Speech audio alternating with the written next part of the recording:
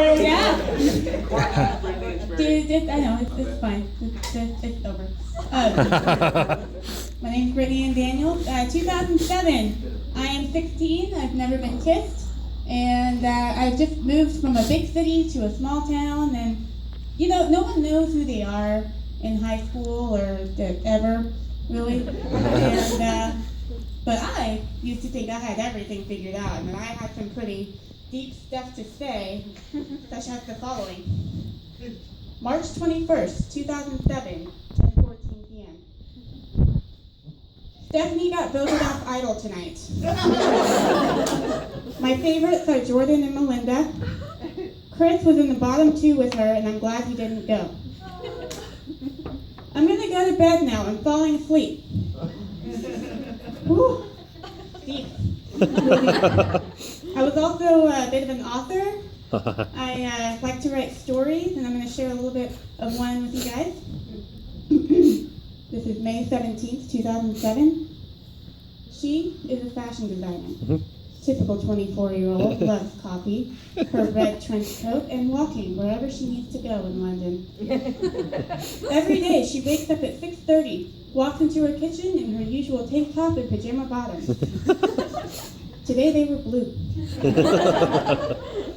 Once she finishes, she cleans up and gets ready for the day. He is a businessman. Easygoing guy, attached to his cell phone, a 25-year-old. You'd never see him in casual clothing unless you could get him to have some free time. He wears a suit and tie so much he could sleep in them. One day, he walks to work and, as usual, tied into typing his schedule on his cell phone, all of a sudden, he feels like he bumps into a wall that came out of nowhere with something hot and a ton of papers coming out of it. He was burning hot. Oh my God, I'm so sorry. I should have watched where I was going, silly me. I do this every day and I hardly ever crash into anybody. Of course, I'm so used to walking around with my bloody cell phone, I don't feel the need to look up. He laughs. He didn't even notice who he bumped into. He was just busy trying to be helpful and cleaning up all the papers that had exploded everywhere. Oh, it's quite all right. Oh, you must be burning with all that coffee all over you, she exclaimed. No, it's all right. He was scorching.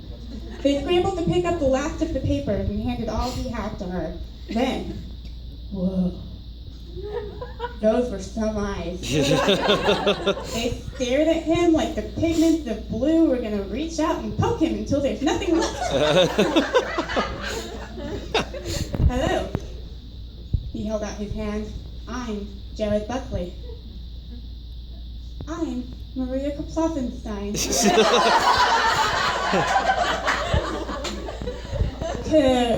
Kaplofenstein. I know, you don't have to say it. No one does.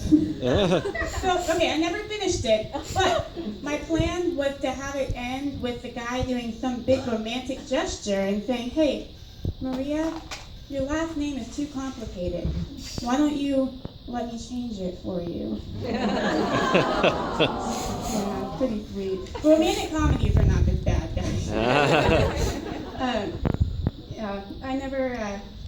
I realize now that I kind of am Maria.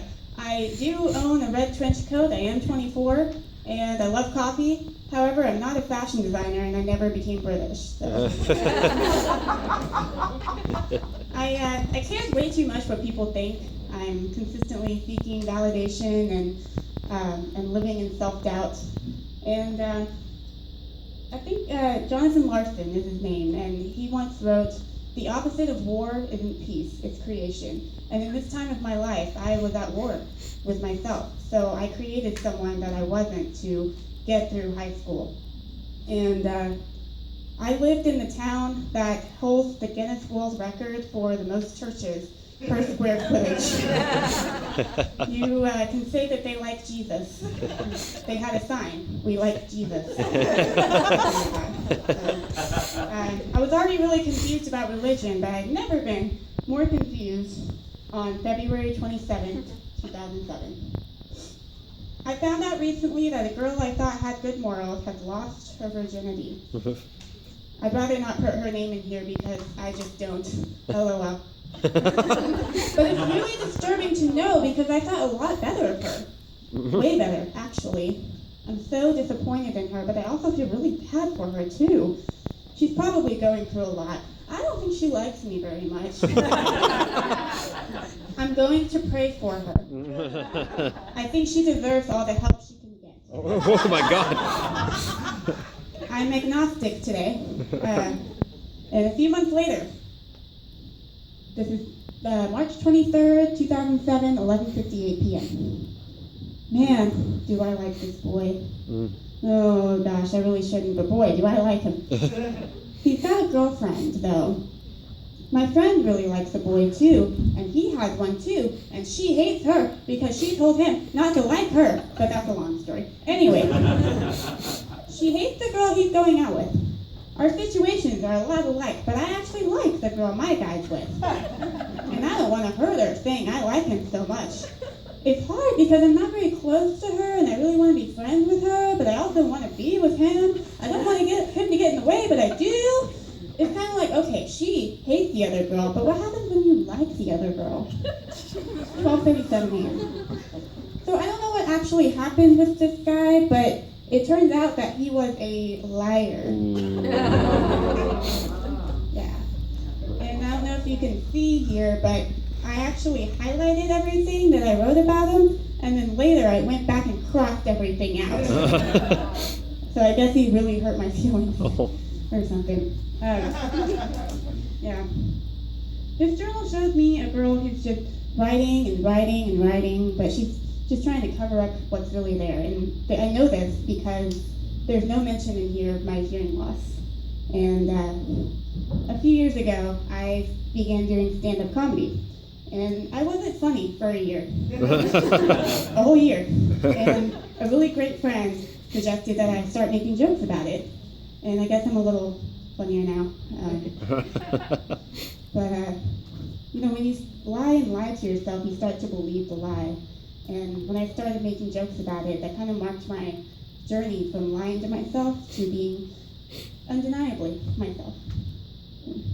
Thank you.